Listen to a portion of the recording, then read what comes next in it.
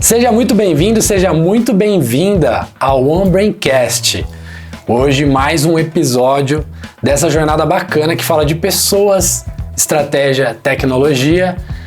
E, gente, hoje tem um convidado que, se você não conhece essa história, você deveria, aliás, conhecer essa história, porque é um dos caras pioneiros em tecnologia no Brasil e ele é fundador do grupo do qual faço parte. Ele vai contar muita coisa para vocês aqui hoje. Bem-vindo, Juliano Dutra! Valeu! Já começou com uma agressão já, falando que eu sou um dos pioneiros da internet brasileira. Então já chamou de velho de partida, mas é isso aí. 30 anos de história de tecnologia, desde o comecinho da internet no Brasil. Vamos falar um pouco sobre isso. Cara, comecinho da internet no Brasil. Faz um tempo, mas nem tanto. Exato. E nesse espaço de tempo, o Juliano, como é que foi essa história? Da onde que começou? Onde que surgiu o Juliano? Acho que todo mundo quer saber como é que faz, né, para acompanhar esse crescimento da tecnologia, se reinventando. E, gente, assim, eu vou dar um spoiler. O Juliano, ele construiu uma empresa, dentre algumas empresas, né? Mas uma delas, do zero ao bilhão. Aliás, acho que foram duas, não foi? Foram duas empresas do zero ao bilhão. Eu tô me sentindo com uma grande oportunidade, eu acho que as pessoas vão entender isso no final desse papo, e me sinto honrado de entrevistar você aqui hoje, Ju, porque é uma baita, eu ia falar uma oportunidade, é uma baita oportunidade de falar com alguém que conseguiu duas vezes esse marco que é para poucos, né? Não é fácil não, mas vamos começar do começo.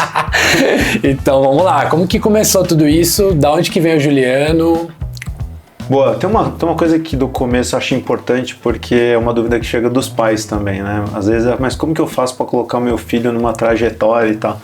E eu comecei com uma coisa que é bem comum na galera de tecnologia, com jogos. Jogos. Eu fui, assim, meu pai, ele conseguiu comprar um dos primeiros computadores do Brasil, assim, porque ele trabalhava, o contexto do trabalho dele fez sentido, e daí eu comecei a jogar no computador. Isso mais ou menos ali nos anos 90? Nos anos 90, mais ou menos. Isso. E daí o que acontece? Eu acabei fazendo disso, comecei pelo jogo, daí, à medida que dava um problema, tinha que arrumar alguma coisa, não tinha internet para ajudar. Eu, fuçando, fui descobrindo muita coisa. Isso daí acabou que se tornou um ofício em um dado momento, porque o computador dos amigos do meu pai dava pau, quem que ele chamava? Virei o faz tudo ali. Formatava computador, trocava peça, fazia upgrade nas máquinas, fazia de tudo. Isso com uns 10 anos. 10 anos de idade. Daí o meu pai deixava na casa de um amigo, eu ficava lá à tarde consertando, de sábado e domingo. E daí foi onde eu comecei a transformar uma paixão dos jogos, do computador ali, em um primeiro passo de um trabalho. Então você já tirava um dinheirinho já nessas daí que você fazia? Já, assim, o valor estimado é que dos 10 aos 15 anos eu ganhei uns $2.000. Caramba! E era em dólar por quê? Porque a moeda do Brasil não valia nada, então a galera me pagava em dólar. Então eu tinha lá era uma poupança real, física ali. Com 15 anos você já estava com $2.000, é isso então? É isso aí, por aí. Caramba! Tanto que eu comprei um notebook, eu fui um dos primeiros a ter notebook no Brasil, eu comprei um usado nessa linha aí. Porque era muito caro, né? Era difícil era raro no Brasil, eram poucos, daí eu consegui comprar um com essa poupança, comprei outras coisas também, investi em algumas coisas. E mais ou menos em 1996, quando a internet estava vindo para o Brasil, eu estava ali com 15 para 16 anos, eu me emancipei dos meus pais, me tornei um maior legal para abrir uma empresa. Caramba, não sabia disso não. Criei uma empresa e o que eu queria? Aproveitar os primeiros anos da internet no Brasil. Eu sabia da internet antes dela vir para o Brasil, porque eu lia em revistas de tecnologia o tamanho da revolução que estava sendo fora. Você já consumia coisas em inglês? Em especial uma revista chamada Internet World, que é americana e contava as maravilhas da internet. Daí eu vi aquilo e falei, isso aqui vai mudar o mundo. Você tinha essa visão assim mesmo de... Porque, gente, adolescente, né? Uhum. Eu fico me imaginando nessa época também como que eu tava pensando. Eu acho que eu tava pensando em moto, adorava a moto. Mas como que vinha isso na sua cabeça de conseguir abstrair, né, essa realidade? Porque até então a internet era só... É o que você falou, estava numa revista e devia ser uma hipótese, né? Não sei se já estava cravada. É porque a gente também recebe as informações um pouquinho atrasadas. Atrasada, né? exatamente. Então, quando algumas coisas da internet eu lembro que marcaram, assim, uma delas foi quando eu vi que dava para visitar o Museu do Louvre e ver todas as obras de lá. É claro que não é igual hoje que dá para visitar 3D e tal, mas dava para ver as obras, um site que tinha todas as fotografias, basicamente. E aquilo me chamou a atenção. Eu sou pautado muito pelo conhecimento, então eu sou muito curioso. Então, quando eu vi isso, falei, cara, eu posso ter acesso a qualquer conhecimento. Isso que me fascinou, o acesso ao conhecimento. Daí, quando eu tinha 15 para 16 anos, eu quis abrir uma BBS, um provedor de internet depois. Só que não conhecia ninguém com dinheiro para investir, não consegui nada nessa linha. Daí eu falei, então eu vou fazer algo que eu não preciso de capital, que era o meu conhecimento. Eu já tinha aprendido a fazer site. No começo da internet, os sites eram muito doidos. Os sites eram basicamente um apanhado de GIFs animados, então era quase uma... Eu tava. Eu vi isso. Era uma doideira, assim, cores aos montes, movimento de monte. Os botões que pareciam sistemas, né? Exato, e era uma coletânea um catado de coisas, porque como não tinha o Google, não tinha os buscadores ainda, então as pessoas faziam micro catados. Então eu tinha catado de música, de foto, de livros, de mídia, de uma miscelânea de coisas, né? Tinham várias homepages que eram catados de coisas. Daí depois a internet foi mudando radicalmente. Nessa época, qual foi o grande aprendizado? Imagina eu com 16 anos, empreendedor de primeira viagem, tentando vender algo que ninguém conhecia, que era a internet. Que nem conseguiam usar direito, né, também, porque nem todo mundo tinha computador. Ninguém nem sabia o que era, eu tava lá vendendo, colocar o site na internet, o cara não sabia o que era o site, não sabia o que era a internet, e eu com 16 anos, cheio de espinha, sem credibilidade nenhuma. Então imagina, o desafio, a cara de pau para vender. Então assim, para mim foi um grande desafio pelo tanto de não que eu tomei. E pela dificuldade que eu tive de chegar nas pessoas. E quando eu chegava era difícil ter oportunidade. Primeiro código, começa a tomar não cedo, né? Eu apanhei muito e tiveram alguns cases engraçados. Assim, um deles eu lembro que eu fiz um site com um palhaço. Para um palhaço profissional. Um palhaço profissional. Daí, assim, esse era um dos cases meu. Então, só um palhaço mesmo para acreditar em mim naquela época. Mas era um palhaço visionário, né? Porque ele já queria um site, poxa. Então, tem muito palhaço hoje em dia que não tem site. Tem muito palhaço offline aí. Tem muito, dica pros palhaços. Vão ficar online, né? E assim, isso já te gerava dinheiro. Essa questão empreendedora... Você acha que é uma coisa que você puxou de alguém, sua? As pessoas acabavam se surpreendendo com esse seu feeling para o negócio, né? De querer estar lá na frente, fazer coisas. E onde que era o propósito disso tudo? Então, eu não tive empreendedores em casa. Eu já me perguntei muito e fui atrás da origem disso. E é tão simples quanto as histórias que meu pai contava. Porque o que acontece? Aí é a importância do que o pai coloca na cabeça do filho. É verdade. O meu pai, ele sempre trabalhou para os outros, então ele poderia ter uma visão negativa do empreendedorismo, de que o empreendedor, ele é o que esfola, o que explora, ele poderia ter uma visão negativa. Que é o comum, né? Infelizmente. Exato. Ou reclamar dos patrões dele, reclamar das empresas, mas a postura dele sempre foi muito positiva, de gratidão pelo trabalho que tinha, de honrar o trabalho, etc. Mas mesmo não sendo empreendedor, eu lembro de algumas histórias que ele me contava. Ele contou a história, algumas vezes, do Walt Disney, completamente o improvável, que construiu no meio do que era um pântano, né, a Disney ali. Então, assim, a história dele é muito legal. Ele também contava a história do Antônio Hermínio de Moraes, porque indo para minha avó a gente passava por terras que ele produzia carvão ali, algumas outras coisas, eucalipto.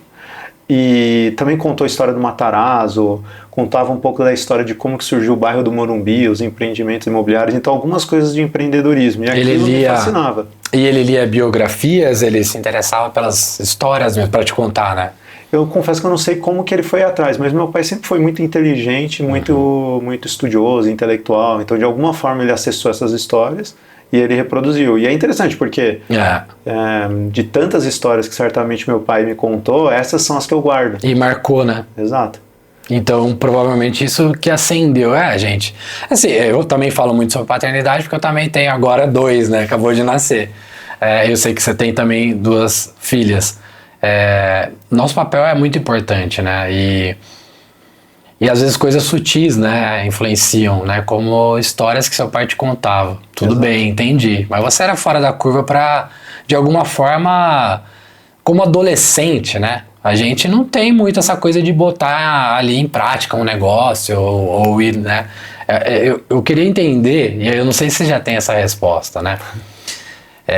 Porque isso é um pouco da persistência, né? Que é uma característica de você melhorar sempre e estar sempre alcançando algum novo objetivo, né? Sim. Você é esse menino até hoje? Sim, tem uma característica que eu já percebi que eu fico mudando de desafio, eu fico procurando o próximo. Teve uma época que eu me perguntava, poxa, eu não consigo parar em nenhum hobby, né? Que às vezes teve época que eu joguei pôquer e fui jogador semi-profissional. Daí chegou num nível, eu falei, agora acabou. Daí eu fui, por exemplo, montar cubo mágico. Daí depois eu parei com isso, eu fui investir no mercado financeiro, fazer robô para o mercado financeiro. Então cada uma dessas experiências ia gerando aprendizado, mas eu não parava nelas. E depois eu percebi que isso é uma certa inquietude. E também tem muita curiosidade por trás. Então não é a minha característica ficar fazendo a mesma coisa por um período muito longo. Então, até isso explica um pouco de quando ali eu saí do iFood, muita gente, mas por que você saiu? Eu fiquei 7 anos, desde do começo ali, o dia 0 até a empresa valer uns 4 bilhões.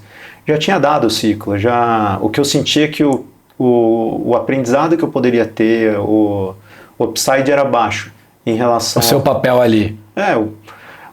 Pensa que eu poderia ter continuado no iFood até hoje, eu não teria vivido a história do gringo, que foi uma história completamente nova, desafios completamente novos, mercado novo, modelo de negócio novo, sócios novos. Tudo muito diferente. Exato. Aproveitando que você tocou nesse assunto, nessas 2 empresas, né? Então, gente, Juliano, você estava no dia 1 do iFood, né? Sim. E o iFood, né? Eu tenho conhecimento, né, de como foi a história, mas eu acho uma história muito bacana. E eu queria saber de você, porque eu já ouvi várias versões, assim, desse começo, né? Como que... Porque era você e mais algumas pessoas, né? Como que chegaram em você? Como que você chegou nessas pessoas? Eram amigos? Porque tem muito essa história, né, lá do Vale do Silício, das garagens, né? Que surgiu numa garagem. O iFood surgiu numa garagem? Vocês eram amigos? Como é que foi essa história? Bom, assim, basicamente o iFood ele foi a evolução de algo que já existia. Tá. Então existia uma empresa chamada Disc Cook, que pelo próprio nome Disc ali era por telefone. Então, eu vou explicar um pouco da Disc para contextualizar. Era o iFood das cavernas. Como explicar isso? Era o iFood analógico. O catálogo era impresso, então ao invés de você entrar num site e procurar, era uma revista que você recebia em casa para folhear. O pedido era feito por telefone, ligava numa central de atendimento e podia pedir qualquer comida de vários restaurantes. Então já era um hub, um multi-restaurante.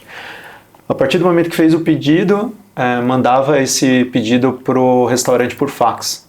A central mandava... Fax, gente. Para quem não sabe, fax é aquela... Você passa a folha lá e sai lá no outro fax. É isso mesmo. É tipo uma transmissão de papel. Vai?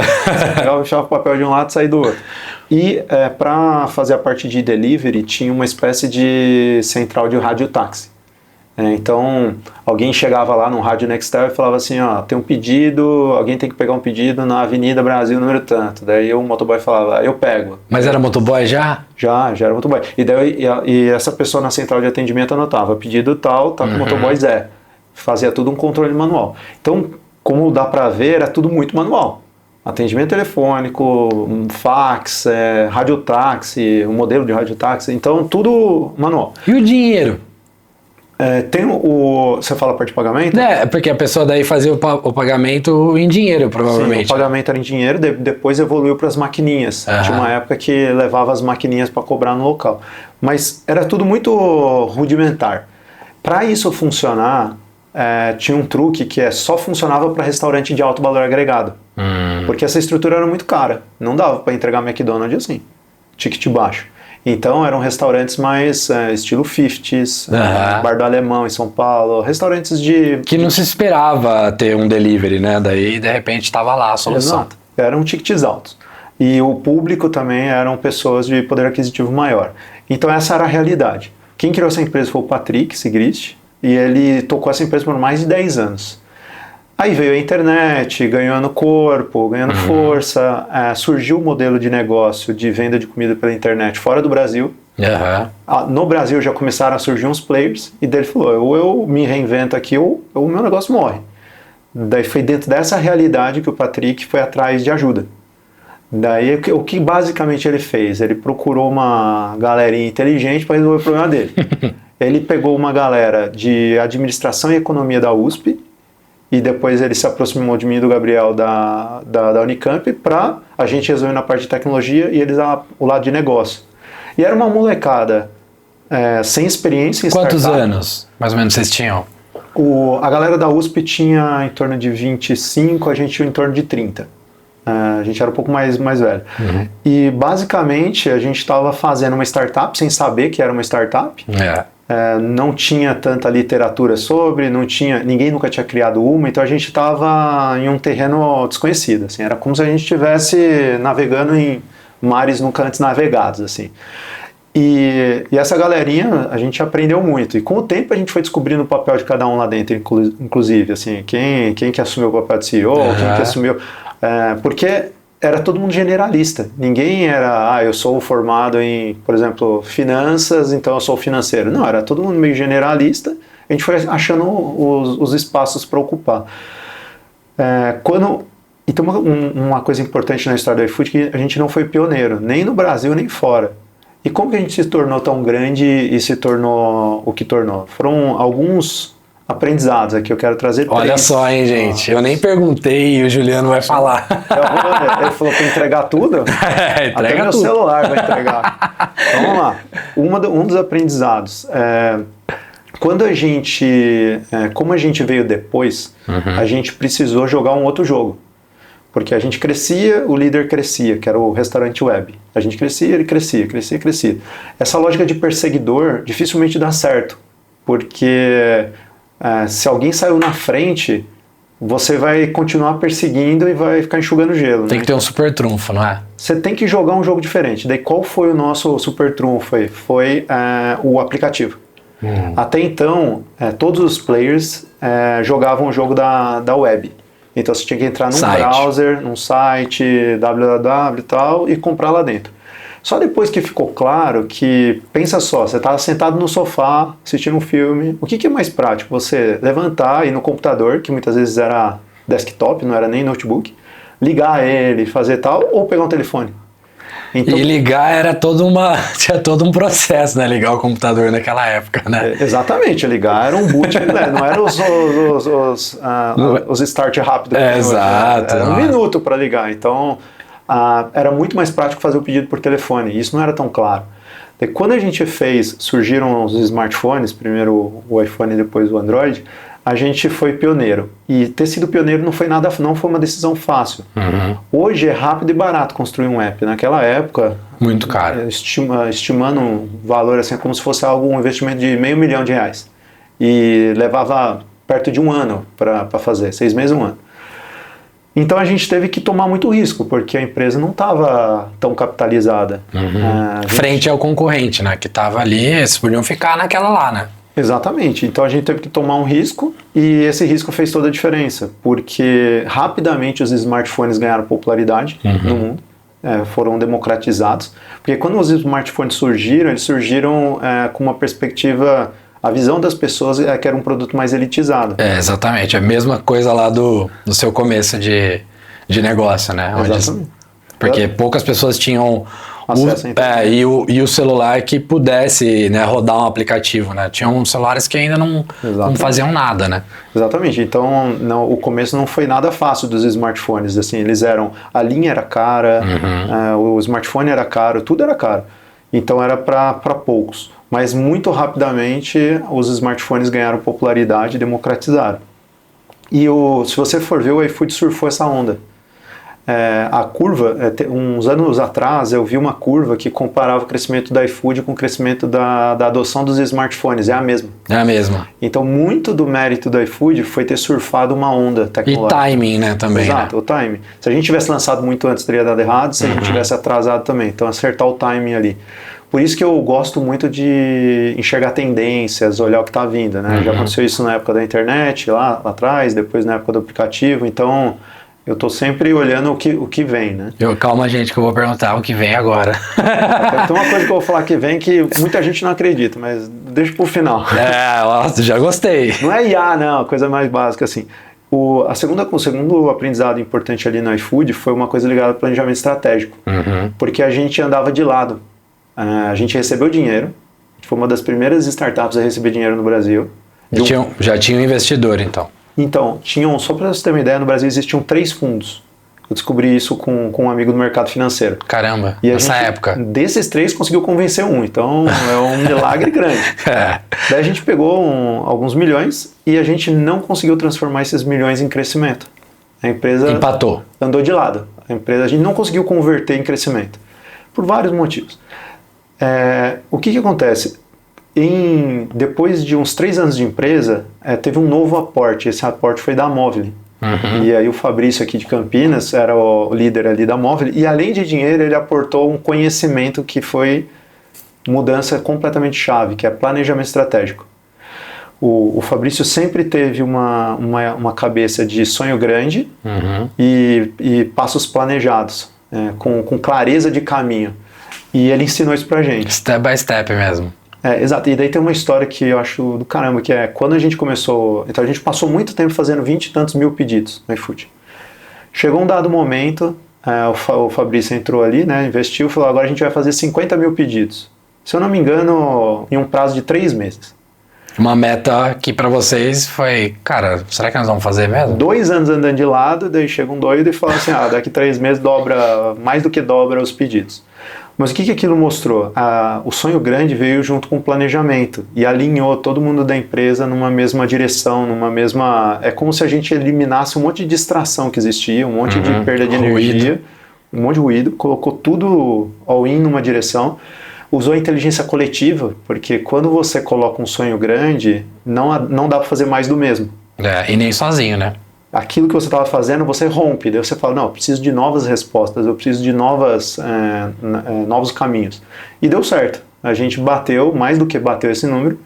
Ao fazer isso, a gente criou um clima de confiança muito grande. Cultura aí já foi importante, cultura de resultado. Daí, quando você fala, agora vai de 50 para 100 mil, todo mundo acreditava. Fizemos, né? 500, para 1 milhão, 10 milhões. Então, a empresa virou uma máquina de bater resultado. E boa parte disso tem a ver com isso que eu comentei, a clareza de destino, planejamento estratégico e orientação a resultado. Muito bom, mas aí você falou do Fabrício, né? Era algo assim que era possível materializar no planejamento mesmo, assim, existiam números, métricas, vocês conseguiam ver ali o que tinha que ser feito, ou você acha que a cultura mesmo ali de engajamento foi o que falou mais forte? É uma mistura dos dois, porque quando você faz o planejamento estratégico, basicamente você define mais a direção, o como você descobre mais no caminho, mas o não saber a direção... É uma analogia que eu gosto de fazer. É igual você querer montar a mala sem saber o destino. Você vai passar frio ou calor. Você nem decidiu ainda se vai esquiar, ou vai para a praia, ou vai para a montanha e já está tentando montar a mala. Era o sentimento que eu tinha. A gente estava ali colocando o carro na frente dos bois. Então, o planejamento ele consegue dar a clareza do destino. Legal. O destino está claro? Aí fica muito mais inteligente montar a mala e decidir o como, a direção e tal. Muito bom. Então... Essa foi uma chave violenta que virou ali na cabeça de todo mundo, e eu vou te falar que tem uma questão por dentro dessa que eu aprendi, que é uma escalada de confiança. Porque eu nunca perguntei para o Fabrício o quanto ele acreditava nessa meta, mas eu sei do resto. O resto não acreditava, mas não falou. Uhum. Então o CEO da época, o Felipe, ele não acreditava, mas ele não falou. E daí, um acreditando, nessa cadeia, o Fabrício então acreditando, passou essa crença para o Felipe, que passou para o time, e a gente ia passando. Mas no fundo, a gente estava pagando para ver. Tinha uma ressonância boa, né? Não era uma coisa ali que estava desafinada, né? Porque como ninguém se manifestava, e todo mundo estava ali, né, um pegando a energia do outro, né, se engajando, vocês conseguiram juntos. E tem uma coisa por trás disso que hoje para mim é mais claro, assim, o Fabrício acreditava por ele e por nós. Isso é muito forte. Isso então, e ele já era o CEO nessa história, ou ele não se tornou CEO? Não, já? ele era conselheiro. Ele estava no conselho. Quem estava de CEO era o Felipe Fioravante, mas ele como conselheiro e investidor, e ele era muito mais experiente que a gente. E participativo. Sim, e ele já tinha empreendido com sucesso, a Móvel foi fruto de várias fusões e aquisições. Então ele já tinha vivido uma história empresarial muito, muito grande. Naquela época ele já era investido pelo Paulo Lemann. Que é a grande referência dele, de Sonho Grande. Paulo Lemann. E até aproveitando, eu vou falar o terceiro ponto, que eu já tateei aqui, falando da Móvel, foram as fusões e aquisições. O iFood ele é o resultado da aquisição de mais de 30 empresas de delivery pelo Brasil. 30 empresas? Porque existe um iFood em Brasília, existe um iFood em Curitiba, um em cada região, grande região. Por quê? O produto iFood ele é muito local. É verdade. Não adianta eu querer comer e o restaurante está em Recife. Eu estou em Campinas, o restaurante está em Recife. Não adianta. Então, a geolocalização importa. E naturalmente, players locais foram surgindo e crescendo. Carteira, né? Nessa história. Exato. Porque o fato da pessoa conhecer os restaurantes, bater na porta, conhecer os donos, essa confiança local é importante. Então vários players surgiram, mas a gente conseguiu criar uma máquina de aquisição e é interessante porque, para quem não entende de fusão e aquisição, a gente comprava a empresa por um valor, só de colocar lá dentro da estrutura do iFood, aquela receita já valia mais. Que é uma estratégia de fusão e aquisição onde imagina que o múltiplo da empresa era 1, mas o múltiplo do iFood era 2. Então se você colocava 10 milhões de receita, comprava uma empresa de 10 milhões, só de colocar dentro do iFood já valia 20. Então é uma forma até de criar dinheiro, muito bom, que muita gente não conhece. Então, daí resumindo, acertamos a tecnologia, planejamento, direção clara e à medida que a gente se tornou uma máquina de crescimento, a gente naturalmente se tornou grande e começou a incorporar outras empresas. Então essas três grandes lições aí que eu aprendi no iFood para dominar o mercado. Sensacional. E a história das entregas, já existia um formato assim, geolocalização, por exemplo, era tudo factível ou ainda tinha que esperar alguma coisa acontecer no mundo?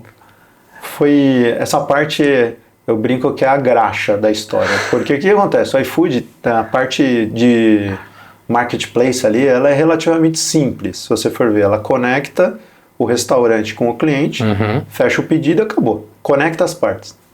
Agora, aí é que vem o grosso. Agora, para isso se tornar numa comida entregue na sua casa, tem uma parte mais que toca no mundo real. Exato. E aí pega a questão dos motoboys. O que acontece? A parte de entrega ela é tão complexa que a gente criou outra empresa chamada Rápido. E essa empresa, a gente criou toda a tecnologia que é como se fosse um Uber de entregadores. E qual que era o objetivo? Entrou o pedido no restaurante, a gente fazia um broadcast avisando vários entregadores próximos para ver quem aceitava, daí o que aceitasse a gente conectava o pedido, já localizava e assim por diante. Estimava e por aí vai. Estimava tempo, estimava um monte de coisa. E tem várias coisas que a gente aprendeu, em especial, infelizmente, ligada à fraude, porque aconteciam muitas fraudes na entrega. E daí a gente teve que colocar muita tecnologia para evitar que o cliente fosse lesado por alguma decisão errada na ponta da entrega. Então, muito da tecnologia que a gente teve que investir foi nessa linha. Por exemplo, o cliente, imagina que geolocalizado, o cliente está a norte e o entregador está indo para sul. Então tem alguma coisa errada aqui. Então, quanto antes a gente interceptasse esse problema, seja ligando para ele, vendo se aquele pedido não seria entregue, tomando decisões duras, pior seria para o cliente. Então, o que a gente foi fazendo foi antecipando cada vez mais as decisões para que os problemas que são naturais de acontecer, eles fossem mitigados percentualmente e fossem antecipados. E daí, para você ter uma ideia, a grande complexidade é que imagina que no começo 10% dos pedidos davam pau. Minha cabeça foi longe agora pensando nos problemas, porque assim, é muito complexo, né? É muito. Caramba! O que eu brinco, essa é a graxa. Porque ninguém ia pegar, você tinha que meio que pegar e pensar com a cabeça do motoboy, né? Pensar com a cabeça do cliente, pensar com a cabeça de todo mundo, e naquela... Não faz tanto tempo, mas naquela época ainda era tudo novo, né? Sim. Hoje você conhece bem como é que funciona o Uber, como funciona o iFood. As pessoas, assim, quase todo mundo entende mais ou menos como é que funciona aquilo ali. Ela não é mágica, né? Tem uma tecnologia. Mas naquela época tinha que descobrir ainda tudo, né? Não, então nessa linha que você está falando, que no começo muitos entregadores nem tinham smartphone. Então... Daí a gente tinha em São Paulo, perto da Avenida Paulista, uma sede onde os motoboys iam para pegar emprestado um smartphone da empresa. Porque... Era tipo uma locação de celulares para eles. Exato, porque no smartphone a gente conseguiria geolocalizar, a gente conseguiria entregar mais qualidade. Então, e a qualidade do GPS era ruim, as baterias duravam pouco, a qualidade dos dados era ruim. Então, assim, as telas eram pequenas, davam pouco contraste, daí no sol era ruim de ler. Então, era um problema dentro do outro. Mas essa empresa foi amadurecendo até que a gente conseguiu automatizar boa parte das entregas. E aí houve uma fusão, né, no mesmo... Sim, exatamente. Daí em um dado momento, quando a Uber entrou no Brasil, a Uber Eats, ela foi a primeira a oferecer o chamado full service, que é eu vendo a comida e entrego. Ela foi a primeira a juntar a ponta da venda e da entrega. Mas dentro da Movile a gente já tinha uma empresa de venda e uma de entrega. Daí nesse momento aí da história, né, dado que a Uber entregou essa proposta de valor, foi quando fez sentido fazer a fusão, e a gente agregou as duas soluções no mesmo pacote e começou a oferecer full service também. E quando a Uber entrou no Brasil, ela assustou a gente, porque... É, isso que eu tava pensando, que foi bom, né, para vocês, porque... Tirou da zona de conforto. E meio que é um grande sinal, né, chega ali uma concorrência... Você fala, cara, o que eu vou fazer, né? A gente precisa entregar isso e mais. É um pouco parecido com o cenário que está acontecendo hoje de novo, né? Quando a Uber entrou no Brasil, você pensou, uma empresa com marca forte, global, super capitalizada, com muita tecnologia. A tecnologia deles é muito boa. Então você pensa, putz, se a gente não fizer o nosso trabalho bem feito, vamos ser atropelados aqui. Então a gente ajustou várias coisas de eficiência na empresa, mudamos várias coisas para combater o bom combate e deu certo. Daí agora o iFood, depois de alguns anos, vai ter que viver um novo combate com os chineses, né? Agora a 99 tá começando a jogar um jogo mais forte. Que é uma chinesa, né? Chinesa.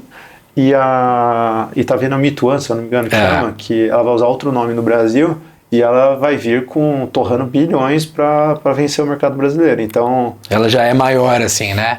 Sim. Em market share. É a maior empresa de delivery do mundo. Caramba. Se eu não me engano, são 100 milhões de pedidos por dia. Então é alguma coisa milhões. Assim. Acho que é bizarro. A proporção. É bem maior do que o nosso mercado, né? Exato. Eu não lembro se é dia ou mês. Isso aí não me vem a memória. Depois a gente vai colocar aqui nos comentários esses dados aí. Legal. Beleza. E aí isso tudo deu muito certo. Você já estava lá. Você foi um dos fundadores, né? Então... Você já meio que antecipou a gente aqui que chegou uma hora que você tomou a decisão de sair porque acreditava que ali você já tinha feito tudo que podia. Mas nessa hora, pode ser que tenha muita gente pensando aqui igual você naquela época, assim, será que eu já dei tudo, né, aqui? Será que eu tenho que partir para um próximo nível? E você tomou a decisão, que é bem difícil tomar essa decisão, né? Não sei se para você foi fácil, pode contar pra gente. E aí, você já podia ficar quietinho, né, se quisesse? Vou falar da decisão primeiro. Ele já falou que não fica quieto, então a gente já sabe que ele não ia ficar. Não, ficar quieto depois eu conto. Mas assim, vamos falar da decisão. Teve um aspecto que pesou mais, a principal variável.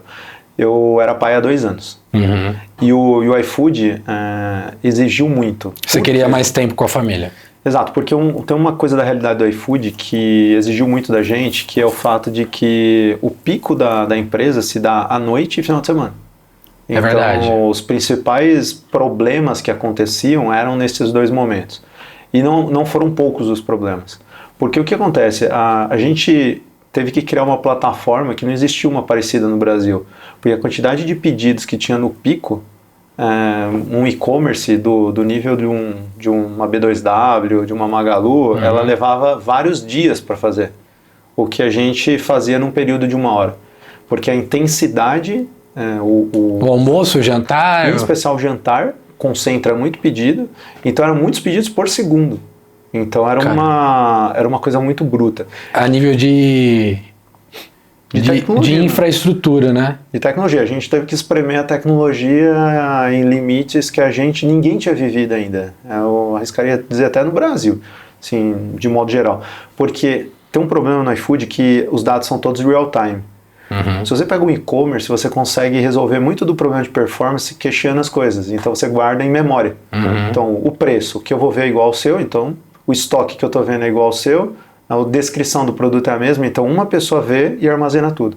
Agora imagina que no iFood o que você vê, o cardápio que você vê na sua casa é diferente da pessoa que está 1 quarteirão daqui.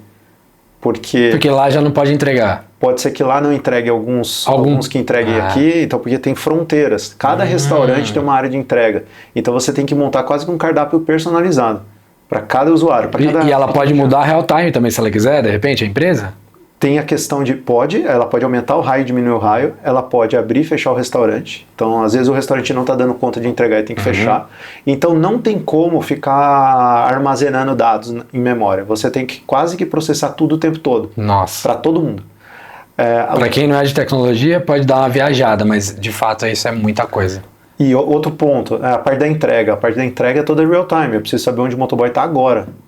Eu preciso saber o pedido que tá precisando de motoboy agora. Então não adianta ficar olhando a informação guardada, porque a informação que vale é nesse minuto. É toda hora mandando. Para tomar a decisão. Como que eu tomo a decisão entre qual motoboy pega que pedido? Eu preciso saber a fotografia daquele exato momento. Então é tudo girando o tempo todo. Então muito pedido, tudo real time, e tem o aspecto de criticidade. Porque se você recebesse um iPhone você comprou um iPhone e recebesse em 1 hora na sua casa, você ia achar o serviço mais fantástico do mundo. Vou dizer 2 horas. Você ia achar o mais fantástico. Uma comida, se você receber em 2 horas... não vai rolar, né? Vai ser o pior serviço do mundo. Então olha só, receber um celular em 2 horas é o melhor serviço, comida é o pior. O que a gente percebeu é que a criticidade era muito alta. É muito alta. Então a gente... Tem que chegar quente, né? Assim, vamos pensar que a comida tem que chegar quente. Exato, é muita variável. E daí o que acontece? Isso tirou muitos finais de semana, muitas noites nossas. Teve casamento que eu fui de amigo que eu levava o notebook, porque a gente não sabia quando ia dar problema. E não era raro dar, pela complexidade do problema.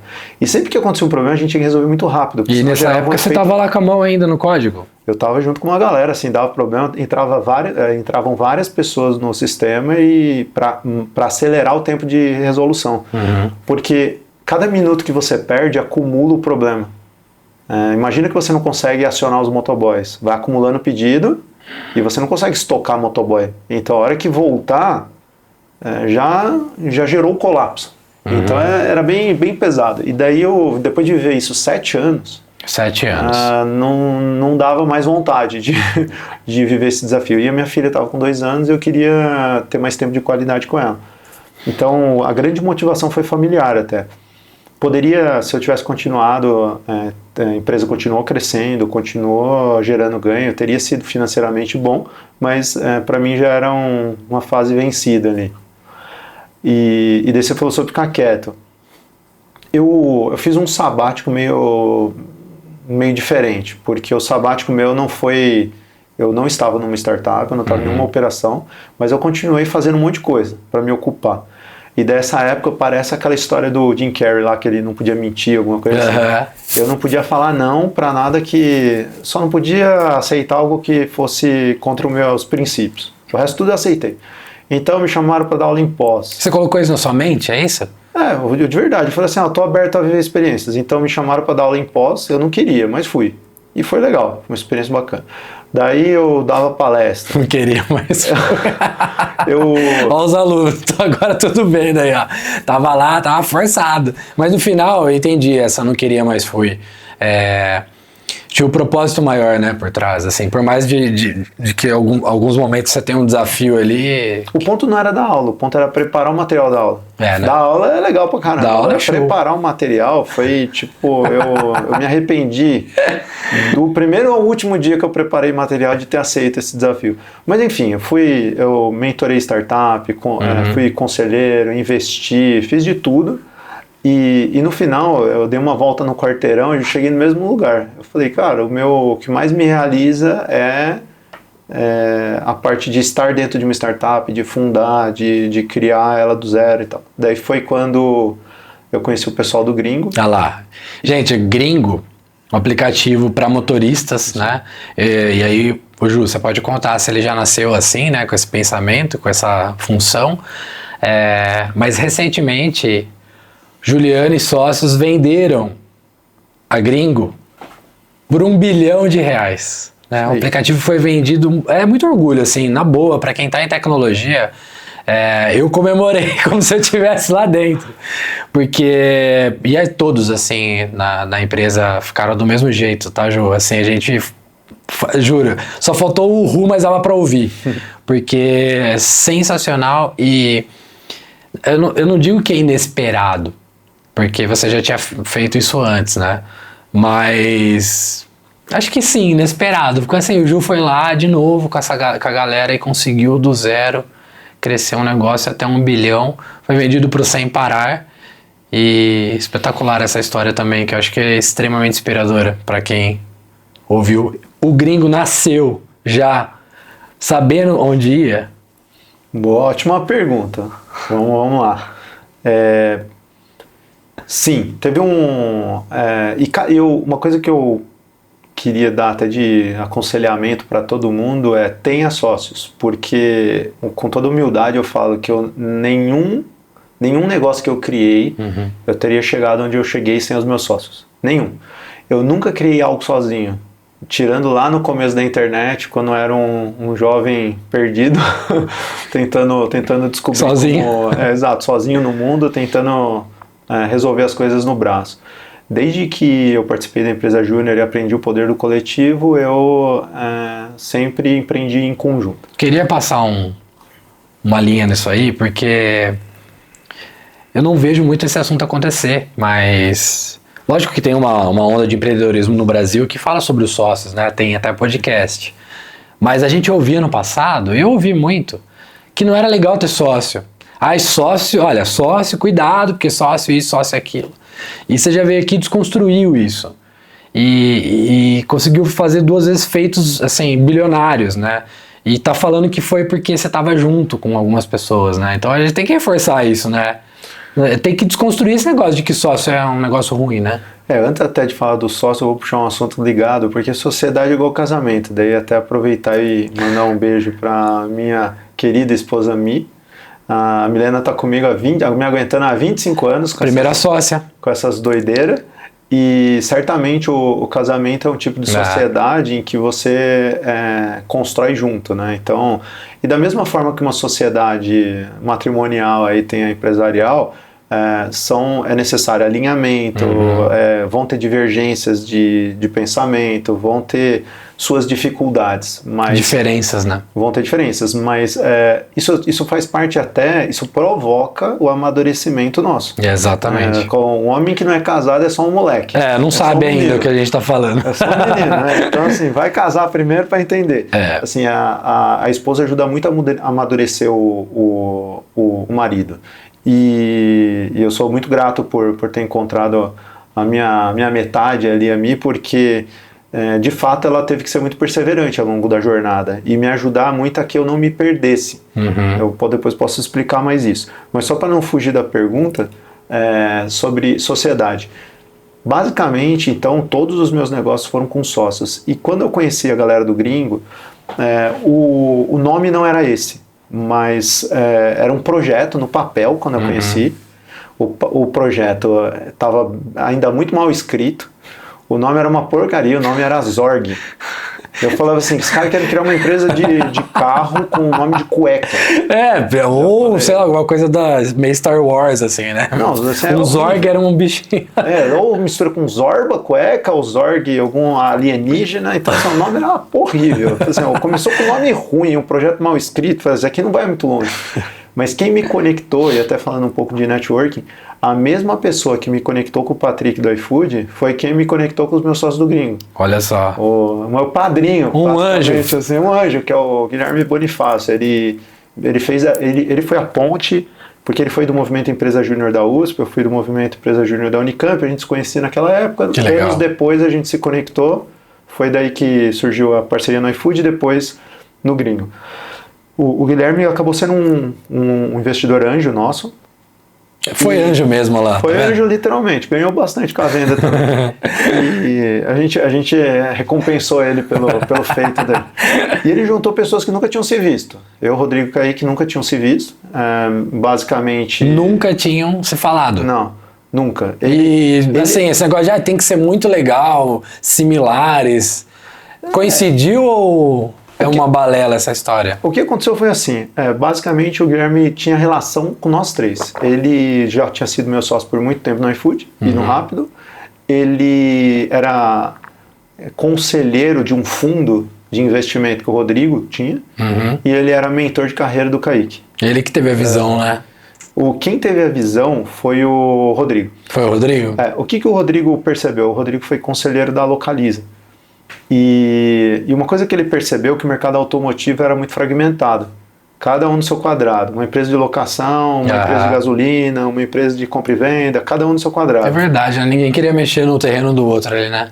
Todo mundo focado na oferta. Eu tenho oferta de crédito, que é o banco. Eu tenho oferta de compra e venda, Web Motors. Eu tenho ofertas. Ainda é assim, ó, dica, hein? Tá dando dica ainda. E daí o que o Rodrigo percebeu e quem que tá olhando para o motorista? Porque o motorista, ele tem várias necessidades. E recorrências, né? Várias. E daí o que acontece? Ele falou assim, cara, alguém tem que olhar para o motorista, alguém tem que olhar para o todo. Então, se você for ver, desde o dia zero, a gente tinha em mente criar um super app do motorista.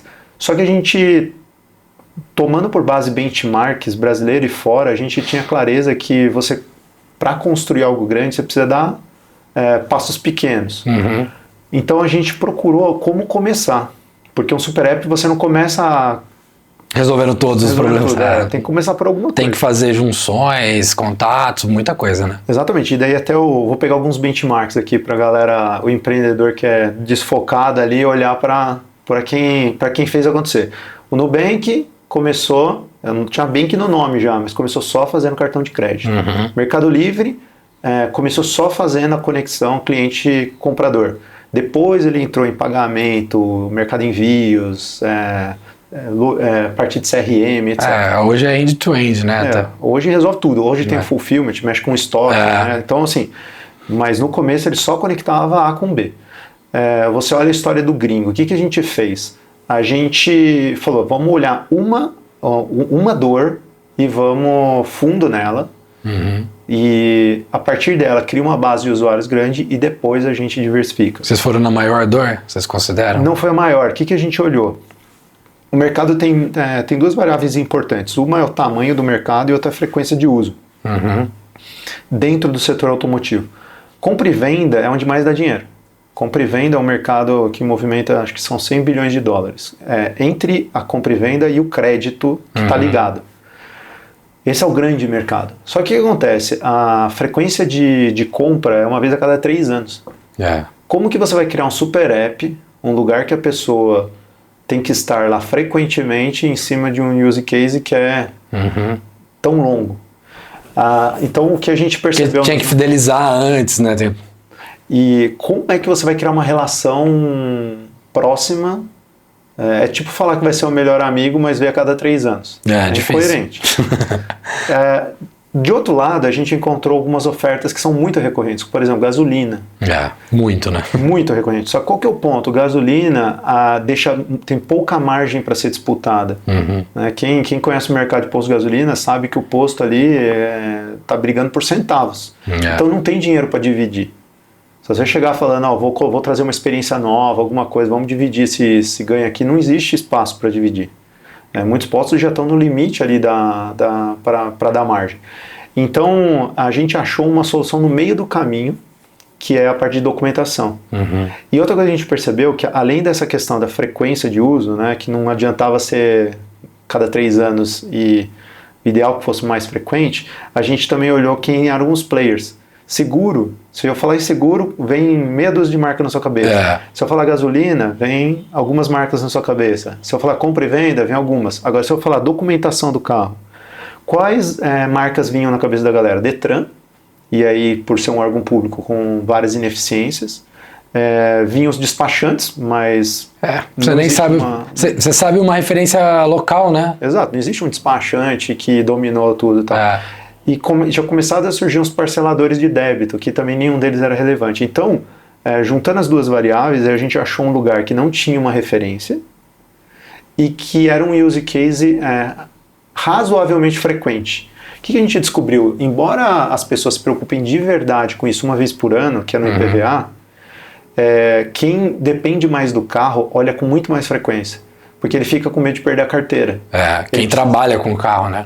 E muita gente que roda muito, né, roda todo dia, fica preocupado em perder a carteira. Então um serviço que a gente fez que foi chave é avisar a pessoa quando ela recebe multa.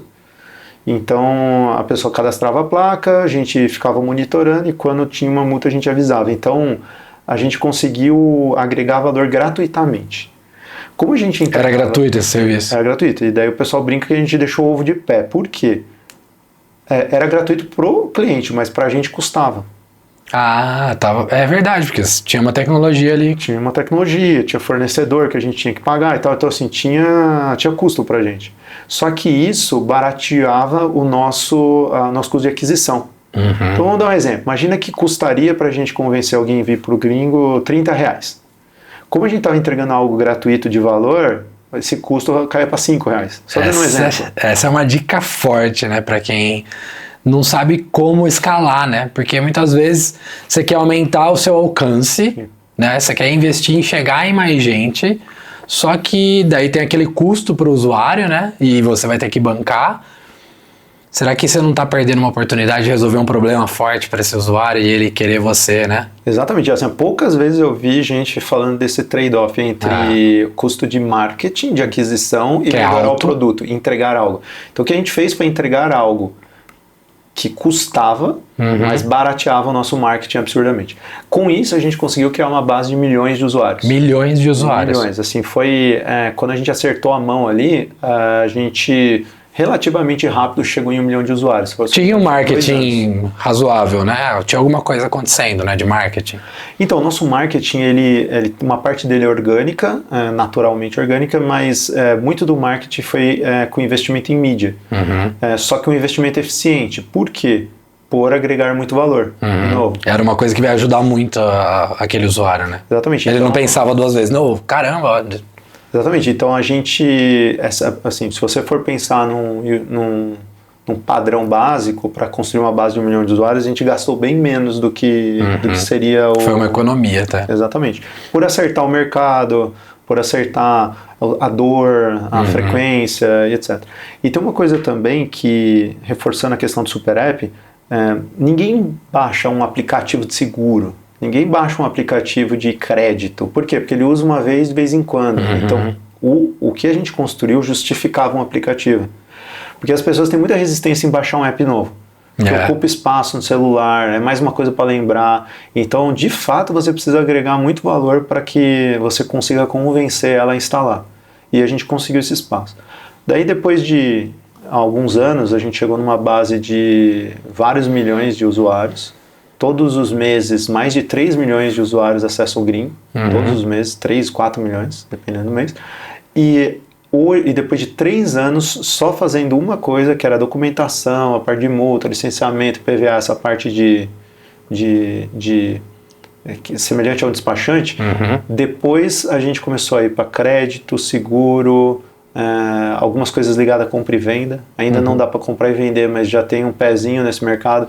Então o Gringo vai, de alguma forma, entrar em todos os nichos do mercado automotivo. Não à toa que a Sem Parar, né, conseguiu enxergar ali que é uma ascensão gigante, né, Exato, depois de 3, 4 anos estavam copiando a gente, assim, 3 anos, começaram a massivamente copiar, assim, grandes empresas começaram a copiar quase que literalmente o negócio, é normal, faz parte do jogo, mas elas perceberam que elas teriam dificuldade em atingir a nossa base. Por quê? A gente começou primeiro, então a gente pegou o CAC mais barato. Todo mercado, o CAC só piora. Que é o custo de aquisição. O custo de aquisição, ele só piora ao longo do tempo. Então a gente pegou um custo mais barato. E segundo, que tinha esses hacks de crescimento, entregar informação e tal. Então a gente pagou bem mais barato. Para um Sem Parar, para outros players do mercado chegar no tamanho de base nossa, ele teria que gastar muito dinheiro por 2 motivos. O custo é mais alto e ele teria que tirar um cliente que está satisfeito. Porque aí foi uma coisa que a gente investiu muito. Era bom o app. O nosso Reclame Aqui é 9.8, é top 10 do Brasil, em todas as categorias, que não importa o que. Nota na loja 9.8, o nosso NPS sempre ficou acima de 80, então as variáveis de qualidade eram muito altas, então por que eu vou trocar?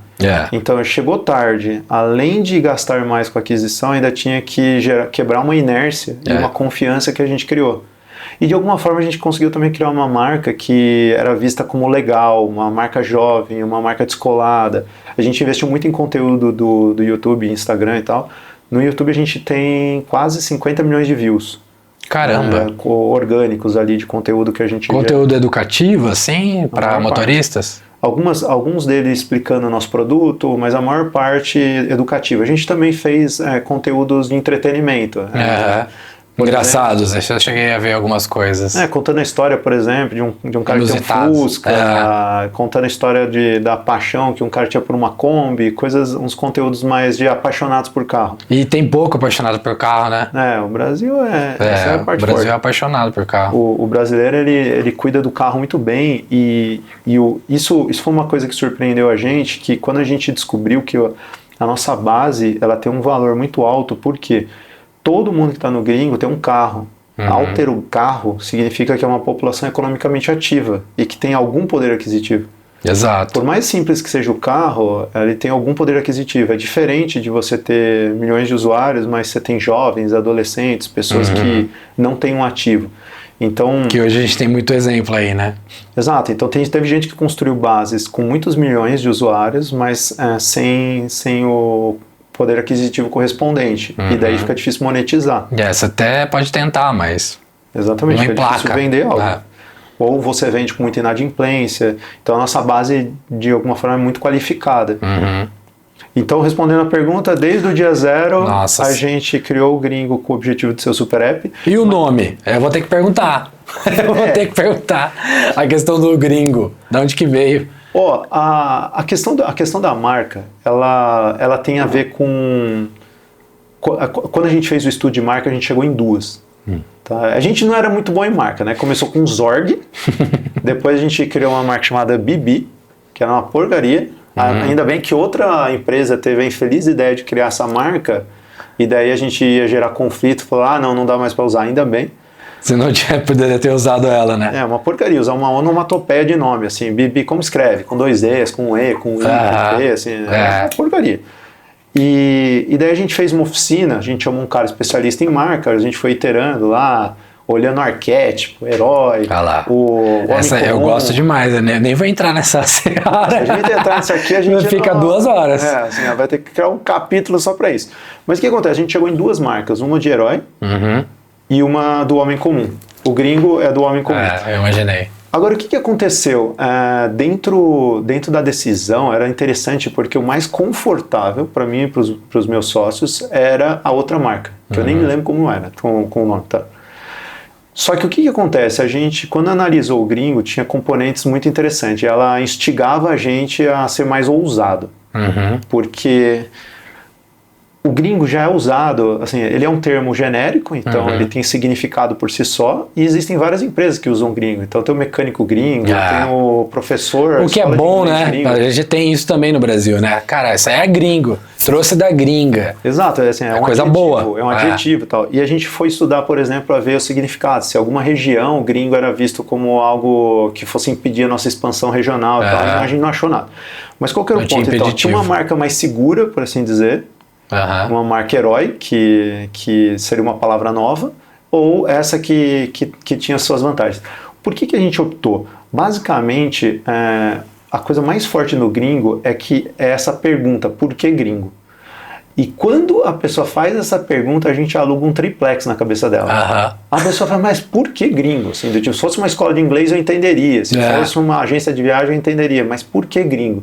Então o primeiro ponto em tempos de muita exposição de marca, de marketing. Coisas óbvias, né? É muito difícil você ocupar um espaço na cabeça das pessoas, de você conseguir a atenção delas. Então a gente conseguiu uma marca que chama atenção e que a pessoa guarda, principalmente pela curiosidade. Olha a dica aí, né? Primeiro, então, em vez de você buscar uma afirmação, coloca uma interrogação na cabeça das pessoas, né? É isso, você pegou o ponto, assim, a gente botava uma baita interrogação na cabeça das pessoas, mas por que gringo, por que gringo? E daí, no final das contas, o porquê gringo é exatamente o porquê gringo. Foi por isso, agora eu entendi. Né? Então, assim, gerar essa dúvida é um grande trunfo dessa história, porque, vamos lá, até você descobrir, você já entrou no app, você já está usando. Já está usando. E você nem quer saber mais por que é gringo. Curioso. Mas existe uma história legal que ela traz para o tangível, que quando a gente tangibiliza a marca, o gringo, essencialmente, todos os subnichos de automotivo que a gente entra olhando sob uma perspectiva nova. Como que se compra e vende carro no Brasil? Então vamos querer fazer diferente. E aí puxa a questão do gringo, né? O que é o gringo? O idioma é diferente, a comida é diferente, são lugares diferentes, é tudo diferente. Então quando você vai para um outro país, basicamente tem vários elementos que divergem da sua cultura. E o que a gente quis trazer do conceito gringo é como fazer diferente. Então se você for olhar o jeito que a gente trabalhou a partir de documentação, a gente deixou os nossos parceiros doidos, os bancos, os agentes públicos. Por quê? Mas por que você está fazendo desse jeito? Desse jeito consome muito mais recurso. O recurso do banco, o recurso do governo, o recurso de todo mundo. Falou assim, mas porque o paradigma é outro que a gente está trabalhando. Basicamente o mercado sempre era passivo, ativo, quer dizer, o consumidor tinha que ir atrás da informação. A gente inverteu isso, falou, não, você vai ficar tranquilo aqui, eu vou atrás da informação e eu vou te avisar. Então a gente trouxe uma conveniência. Agora toda a parte de infraestrutura do governo, dos bancos, não estava preparada. E quanto mais o gringo cresceu, mais problema a gente criava para eles. Eu acho que você mexeu no vespeiro também, né? Sim, com certeza. Porque não avisar ali algumas coisas, tá tudo bem, né? É um vespeiro e assim, para todo ser humano é difícil sair ali da zona de conforto, fazer o que já vinha fazendo. Para uma entidade pública, eventualmente ainda pior. Então, se sempre foi feito assim, por que fazer diferente? Por que você está mexendo nisso, né? Exato. E todo setor que a gente ia entrar era a mesma provocação. Não vamos vender seguro como todo mundo vende. Eu quero vender com menos cliques, eu quero fazer menos perguntas, então eu quero fazer crédito. A gente tem uma esteira de crédito que ela é muito menos passos e menos burocrática do que a média. Então, para tudo que a gente foi criando, é como fazer diferente. Então é daí que vem o conceito gringo. Cara, sensacional. E assim, é por isso que eu te falei, eu tinha ouvido já versões, né, do porquê do gringo, de como é que foi. E ouvir de você é muito diferente, né? Porque tem essas particularidades. Aí você cria um negócio desse tamanho. Em pouco tempo, né, Ju? Porque não foi uma coisa bem intensa, né? De 2020 a 25. 20 a 25 anos de tirar o chapéu. E aí vende. Gente, então vamos fazer o seguinte. Essa conversa ficou muito boa aqui com o Ju, que tá contando muita coisa pra gente.